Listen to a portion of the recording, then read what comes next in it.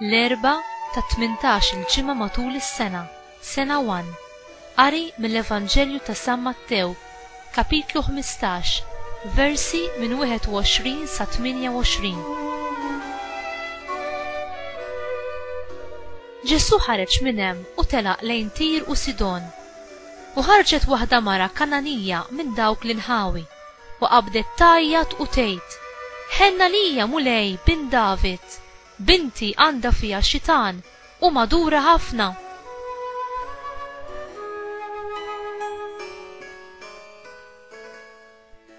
Iżda hu ma weġibix kelma. Resqu lejh id-dixxipli tiegħu jitolbuh u jgħidulu: Eħles minna għax ġejja tajjat warajna.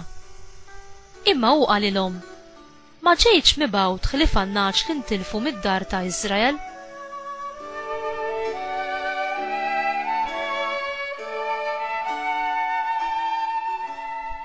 Iżda hi resqet, inxteħtet qudiemu u qaltlu: Enni mulej. U weġiba: Mhux sewwa tieħu l-ħobż tal-ulied u tixħtu lil ġriewi? Hekk hu mulej qaltlu. Iżda l-ġriewi ukoll jieklu l-frak li jaqa' minn fuq il-mejda ta' sidinhom. Imbagħad wieġeb Ġesu u qalilha: Mara, il-fidi tiegħek kbira, ħajsirlek kif tixtieq. U minn dak il-ħin stess binta fieqet.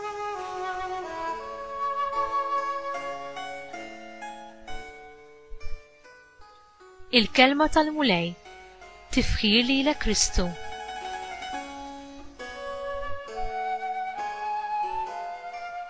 Ġieli ħassejt li l-mulej donnu jirrifjutak? Dan il-passaġġ jiddeskrivi l-unika okkażjoni li fiha Ġesu jamministra barra mit-territorju Ludi.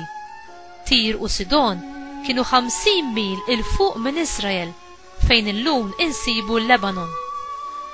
Din il-mara pagana titlob bil-ħerqa u b'insistenza l-għajnuna ta' Ġesu biex ifejqilha lil binta. Għall-ewwel Ġesu jidher li mhux qed jagħti kasa, u dan l-aġir wassal lid-dixxipli biex iħossuhom imbarazzati.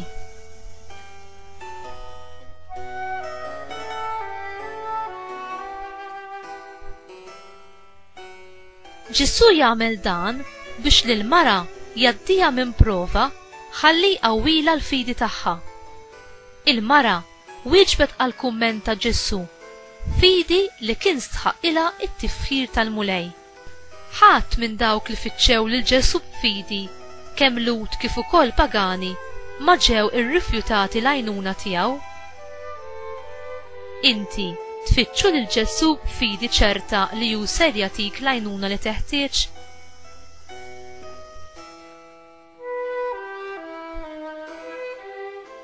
Mulej, l-imħabba u l-ħnina tiegħek m'għandhomx limiti. Għamel mulej li jien nafdak dejjem u nfittxek persistenza kif għamlet din il-mara. Kattar il-fidi tiegħi fil-qawwa tiegħek u eħlisni minn kull ħażen u ħsara. Amen.